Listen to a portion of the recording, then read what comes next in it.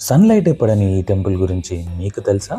ఈ ఆలయం పూర్తిగా కొండ గుహల్లో ఉంటుంది. అందుకే ఈ టెంపుల్లోకి సూర్యకాంతి కూడా చేరుకోలేదు. నేను చెప్పేది శ్రీ నవనాథ సిద్ధేశ్వర స్వామి ఆలయం గురించి. సిద్ధులగుట్ట అని చాలామందికి తెలుసు. 9 మంది సిద్ధేశ్వరులు లోక కళ్యాణార్థమై దేశ సంచారం చేస్తూ ఈ ప్రాంతానికి విచ్చేసి గుహలో ఉన్న స్వయంభూగా వెలిసిన శివలింగాన్ని మరియు అన్నపూర్ణాదేవిని కొలుస్తూ కొన్ని సంవత్సరాలు ఈ ప్రాంతంలో తపస్సు చేశారు. అందుకే ఈ ఊరికి నవనాథపురం అని పేరు వచ్చింది. కాలక్రమంలో అది ఆర్మూర్గా మారింది.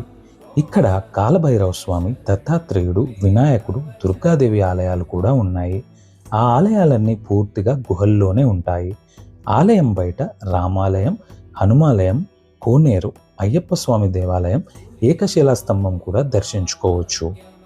రీల్ని వెంటనే సేవ్ అండ్ షేర్ చేయండి and follow for more such content.